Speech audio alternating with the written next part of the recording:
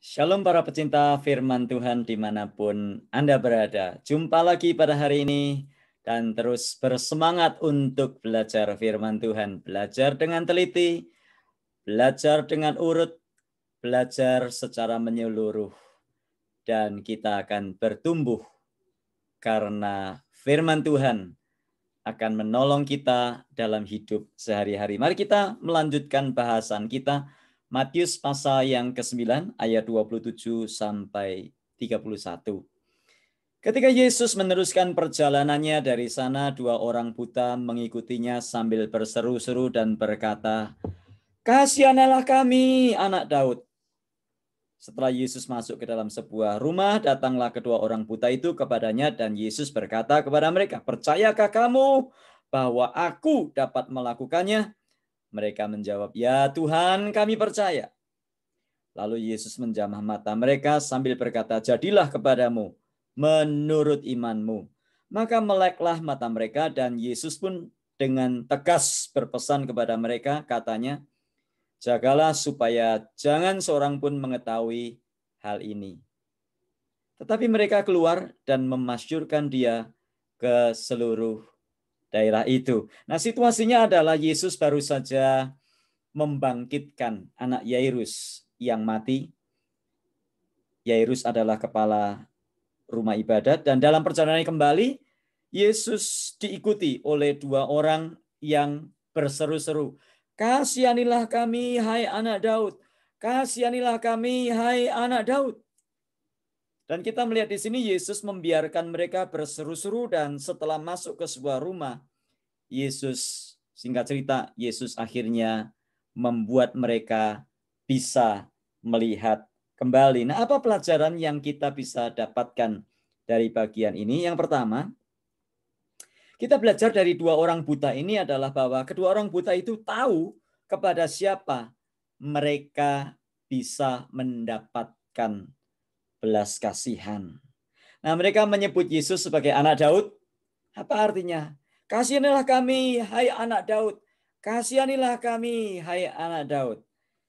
Apakah artinya Yesus adalah anaknya Daud? Berarti bertentangan dengan silsilah dan sejarah? Tentu saja tidak.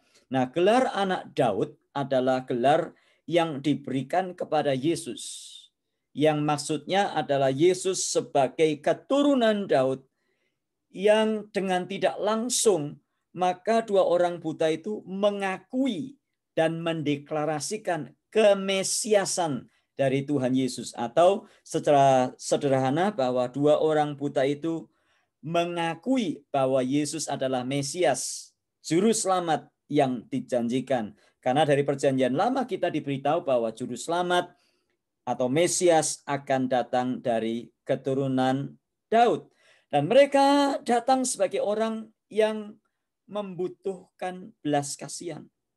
Menariknya di perikop ini Yesus tidak langsung menjamah dan menyembuhkan, tetapi Yesus lebih dulu bertanya, wawancara dulu ini. "Percayakah kamu bahwa aku dapat melakukannya?" Dan kedua orang ini menjawab, "Ya Tuhan, kami percaya." Nah, ayat 29, Yesus berkata, "Jadilah kepadamu menurut imanmu." Apa maksudnya? Nah, kalau kita membaca memang di dalam Injil Matius 13, karena tidak ada iman, maka Yesus tidak melakukan banyak mujizat. Tetapi hal seperti ini bukanlah menjadi satu formula, sehingga pada waktu Anda dan saya mungkin tidak mengalami mujizat kesembuhan atau mujizat yang lain, lalu kita menyalahkan diri atau menyalahkan orang tertentu dan berkata, "Kamu mungkin nggak punya iman ya, atau mungkin imanmu kurang besar. Ayo, punya iman, punya iman, punya iman." Lah, punya iman itu bagaimana sih? Iman dan perasaan itu berbeda loh. Kadang-kadang kita ini berpikir bahwa iman itu adalah perasaan, atau kita menyamaratakan antara iman dan perasaan. Saya sudah punya, imannya sudah besar, saya sudah. Nah, iman yang besar itu seperti apa? Jadi kalau kita kembali belajar, inilah pentingnya belajar firman Tuhan. Kalau kita membaca, Yesus tidak selalu menanyakan iman. Bahkan di dalam Matius 9, 32, 33, kita akan baca besok ya. Pada waktu Yesus menyembuhkan orang yang bisu, Yesus tidak lebih dulu menanyakan iman mereka. Kamu beriman enggak? Nah, Yesus sering menyembuhkan orang, bahkan tidak ditanya apakah mereka ataukah dia itu beriman atau tidak. Misalnya Matius 8:28. Tetapi tetap juga disembuhkan oleh Tuhan. Kalau begitu, sesuai dengan ayat 27, kita kembali kepada apa yang dibahas oleh Matius. Semuanya kembali kepada belas kasihan Tuhan. Kalau Anda dan saya mengalami mujizat dari Tuhan, kalau Anda dan saya mengalami pertolongan Tuhan, dapat green card, dapat status sebagai warga negara Amerika, naik gaji, dapat promosi, dahulu tidak ada apa-apanya, sekarang jadi manajer, sekarang jadi direktur, sekarang jadi apapun juga. Ingat, semuanya bukan karena kehebatan kita, tapi semuanya adalah belas kasihan Tuhan. Ya memang bukan berarti kita nggak ngapa-ngapain, kita nggak belajar ya sekolah, nggak usah belajar. Semuanya belas kasihan Tuhan, ini orang ngaco namanya. Ya kerja-kerja semau-maunya aja, kan belas kasihan Tuhan. Bukan, artinya kita melakukan yang terbaik yang kita dapat lakukan. Dan belas kasihan Tuhan yang memampukan kita menjadi ada sebagaimana kita ada hari ini. Nah, bagaimana sikap kita pada waktu kita datang kepada Tuhan selama ini? Adakah kita memaksa-maksa Tuhan? Kalau Tuhan tidak kasih, ayo kita paksa lagi yuk. Ya, kita berpuasa yuk. Puasa bukan untuk memaksa Tuhan. Atau kita melakukan yang lain-lain, kita menyiksa diri supaya Tuhan mendengarkan doa kita, supaya Tuhan menjawab permohonan kita. Ataukah kita datang kepada Tuhan sebagai orang yang butuh belas kasihan? Belas kasihanilah kami ya Tuhan. Kasihanilah kami ya Tuhan. Sebab tanpa belas kasihan-Mu, kami tidak ada apa-apanya. Bahkan termasuk di dalam hal keselamatan. Kita diselamatkan hanya oleh karena anugerah dan belas kasihan Tuhan semata-mata. Bukan karena kita baik, bukan karena kita kelihatan baik, bukan karena kita berusaha melakukan Taurat Tuhan, berusaha melakukan perintah Tuhan. Yang kedua, pelajaran yang kita dapat adalah bahwa kedua orang buta itu merespon kesembuhan atau merespon pertolongan Tuhan dengan tepat, dengan benar. Ayat 30, maka meleklah mata mereka dan Yesus pun dengan tegas berpesan kepada mereka, katanya, jagalah supaya jangan seorang pun mengetahui hal ini. Secara tidak langsung, nggak usah bilang-bilang, udah diam aja.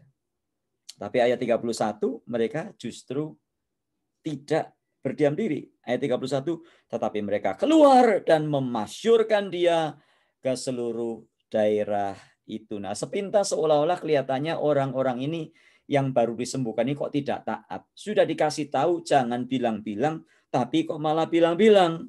Nah, kenapa? Ya menerima pertolongan Tuhan adalah hal yang luar biasa. Anda bisa bayangkan, orang yang tadinya buta sekarang bisa melihat. Jadi menerima pertolongan, menerima berkat Tuhan, menerima pertolongan Tuhan, menerima mujizat Tuhan adalah hal yang luar biasa. Tapi bagaimana respon kita selanjutnya? Ini penting. Bukan sekedar terima pertolongan, bukan sekedar doanya dijawab dan dikabulkan Tuhan. Bukan. Tapi respon selanjutnya itu juga penting. Ada orang ditolong Tuhan, bukannya malah cari Tuhan. Ada orang ditolong Tuhan bukannya malah menyembah Tuhan, bukannya malah kembali mendekatkan diri kepada Tuhan, bukannya malah bersyukur kepada Tuhan, bukan hidup untuk Tuhan. Tapi ada orang ditolong Tuhan malah jalan-jalan. Kalau di Amerika pergi ke Las Vegas, ke Atlantic City, ya habiskan uang receh di sana. Ya tadi nggak bisa, kita kan nggak bisa melihat toh. Sekarang bisa melihat, ya sudah, puaskan mata melihat apa saja yang bisa dilihat. Bukan itu maksud Tuhan.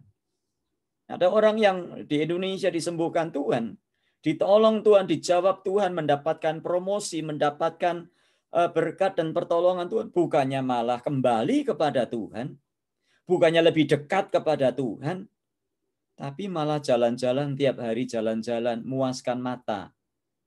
Ke Danau Toba lah, ke Raja Ampat lah, kemana sajalah. Tahukah kita mengapa Tuhan menolong kita? Nah, seringkali kita tidak tahu tujuan pertolongan Tuhan, sehingga kita anggap remeh dan kita lakukan apa saja. Yesaya 43 ayat 7 kiranya menjadi ayat hafalan bagi kita. Sebab Tuhan menciptakan kita untuk kemuliaan-Nya. Tuhan menciptakan kita untuk memuliakan Dia. Supaya kita memasyurkan nama-Nya.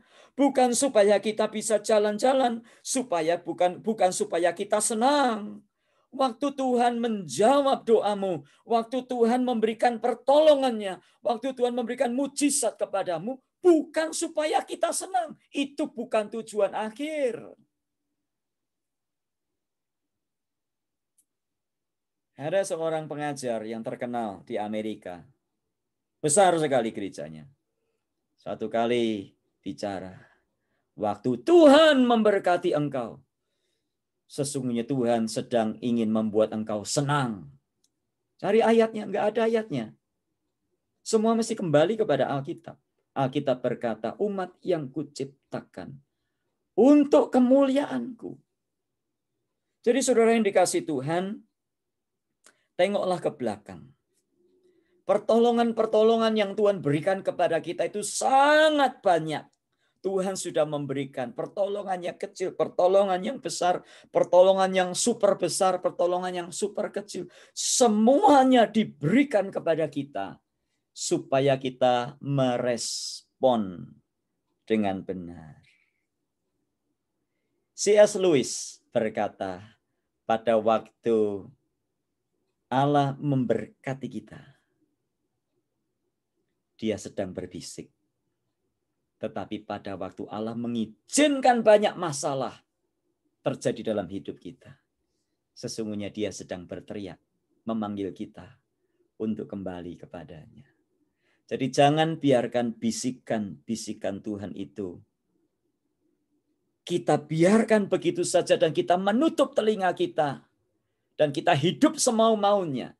Tapi biar apapun yang Tuhan sudah kerjakan dalam hidup kita, menolong kita untuk kembali kepada Tuhan dan memuliakan Dia melalui sikap, tingkah laku, tutur kata, perbuatan kita, dan melalui apapun yang kita kerjakan dalam hidup ini. Mari kita berdoa. Terima kasih Tuhan buat firman-Mu. Ajari kami untuk tidak lupa akan kasih-Mu. Tuhan, Engkau mengampuni kalau selama ini kami seringkali takabur. Kami lupa diri. Kami menganggap sudah sepantasnya kami diberkati. Kami lupa bahwa itu semua hanyalah belas kasihan Tuhan buat kami. Tolong kami Tuhan, bahkan hidup hari ini yang Tuhan sediakan bagi kami adalah belas kasihan-Mu bagi kami. Kami hanya hidup karena belas kasihan-Mu. Dan karenanya kami harus mengembalikan itu bagi hormat dan kemuliaan-Mu.